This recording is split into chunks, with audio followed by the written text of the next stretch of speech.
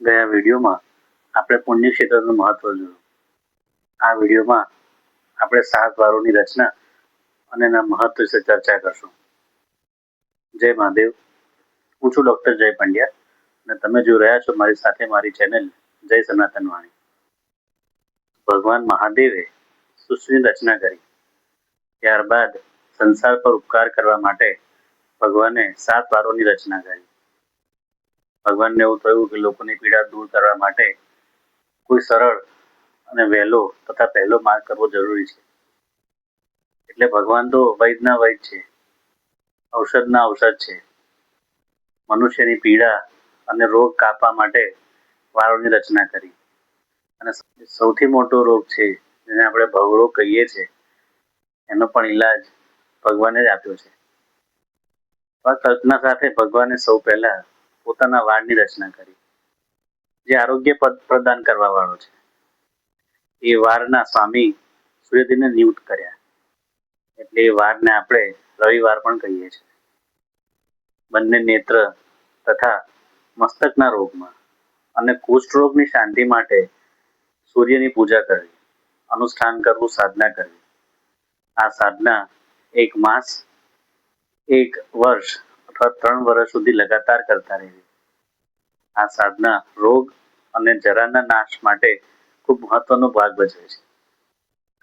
ત્યારબાદ ભગવાને માયા શક્તિનો વાર બનાવ્યો, જે સંપત્તિદાયક છે. શક્તિ સંબંધી વારના સ્વામી સોમને નિયુક્ત કર્યા, એટલે કે ચંદ્ર. સોમવારે વિદ્વાન પુરુષ સંપત્તિની પ્રગતિ માટે, પ્રાપ્તિ માટે લક્ષ્મીજી વગેરેનું પૂજન કરે છે અને બ્રહ્મ ભોજન કરાવે. જન્મકાળના દુર્ગતિગ્રસ્ત બાળકની રક્ષા માટે એમણે કુમારવારની રચના કરી. કુમારવારના સ્વામી મંગળને બનાવ્યા. મંગળવારે રોગોની શાંતિ માટે માતા કાલી વગેરેની પૂજા કરવી અને અડદ, મગ, તુવેર દાળ યુક્ત અન્ન બ્રાહ્મણને ભોજન રૂપે આપવું જોઈએ. ત્યારબાદ મહાદેવે આળસ અને પાપની એટલે નિવૃત્તિ તથા સમસ્ત લોકોના હિતની ઈચ્છાથી લોકરક્ષક ભગવાન વિષ્ણુનો વાર બનાવ્યો. વિષ્ણુ વારના સ્વામી બુધને નિયુક્ત કર્યા. બુધવારે વિદ્વાન પુરુષ દહીંયુક્ત અન્નથી ભગવાન વિષ્ણુનું પૂજન કરે છે. આવું કરવાથી સદા પુત્ર, મિત્ર અને પત્ની વગેરેની પુષ્ટિ થયા કરે છે. ત્યારબાદ સર્વના સ્વામી ભગવાન શિવે પુષ્ટિ અને રક્ષા માટે આયુ કરતા ત્રિલોક સ્રષ્ટા પરમેષ્ઠી બ્રહ્માનો આયુષ્કારક વાર બનાવ્યો, જેથી સંપૂર્ણ જગતના આયુષ્યની સિદ્ધિ થઈ શકે. બ્રહ્માજીના આ વારના અધિપતિ બૃહસ્પતિને નિયુક્ત કરવામાં આવ્યા. જે પણ વ્યક્તિ દીર્ઘાયુ ઈચ્છતો હોય એમણે ગુરુવારે વસ્ત્ર, જનોઈ તથા ઘી મિશ્રિત દૂધપાક ખીરથી યજન પૂજન કરવું તથા બ્રહ્મભોજન કરાવવું. ત્રણલોકની વૃદ્ધિ માટે પાપ પુણ્ય કરનારાને શુભ અશુભ ફળ આપવા માટે ભગવાને ઇન્દ્ર ને યમના વારનું નિર્માણ કર્યું. ઇન્દ્રના વારના સ્વામી શુક્ર છે અને આ વાર ભોગપ્રદાયક છે. જ્યારે યમવારના સ્વામી શનિદેવ છે, અપમૃત્યુનું નિવારણ કરનાર છે. આ દિવસે રુદ્રદેવ વગેરેની પૂજા કરવાથી અથવા તલનો હોમ અથવા દાનથી દેવને સંતુષ્ટ કરીએ અપમૃત્યુથી બચી શકાય છે. બ્રાહ્મણોને તલ મિશ્રિત અન્નનું દાન ચોક્કસથી કરવું.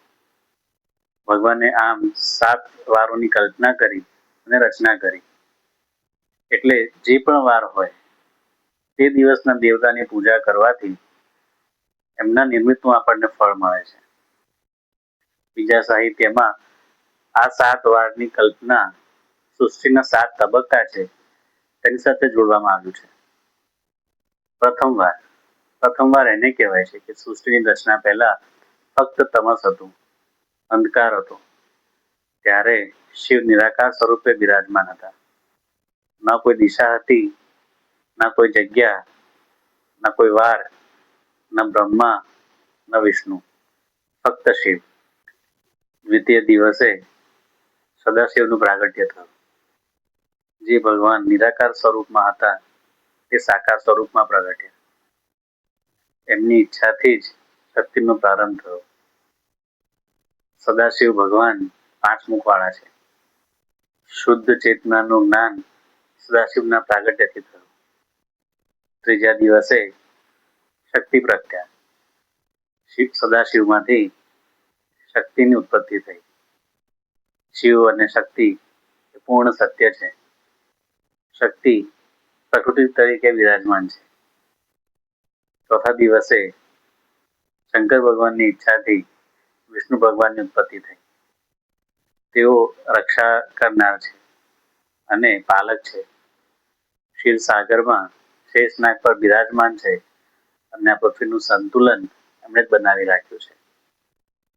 5મા દિવસે વિષ્ણુ ભગવાનની નાભીમાંથી કમળ ખીલે છે અને એમાંથી બ્રહ્માજીની ઉત્પત્તિ થાય છે.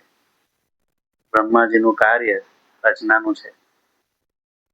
ત્યારબાદ 6ઠા દિવસે બ્રહ્માજી સૃષ્ટિની રચના કરે છે. દિશા, તત્વ, જગ્યા, ઋષિ, મુનિ, દેવ, દાનવ તથા પ્રાણીઓ. 7મા દિવસે રુદ્રની ઉત્પત્તિ થાય છે, જે સંહારક છે.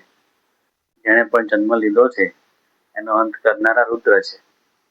એટલે આ જે 7 વાર છે તે ચક્રમાન છે. પહેલા વારથી શરૂ લઈ 7મા વાર સુધી, અને 7મો વાર પતે એટલે ફરી પાછું પહેલા વારથી પ્રારંભ થાય છે. એટલે બધું શિવથી જ પ્રારંભ થાય છે અને અંતે શિવમાં જ મળી જાય છે. તો આ છે 7 વારોનું મહત્વ. આવતા વિડીયોમાં આપણે દેવયજ્ઞ, અગ્નિયજ્ઞ, બ્રહ્મયજ્ઞ અને દાનનું મહત્વ સમજીશું. આ વિડીયોને લાઈક કરો, શેર કરો, ચેનલને સબસ્ક્રાઈબ કરો અને કમેન્ટમાં હર હર મહાદેવ ચોક્કસથી લખજો. જય મહાદેવ.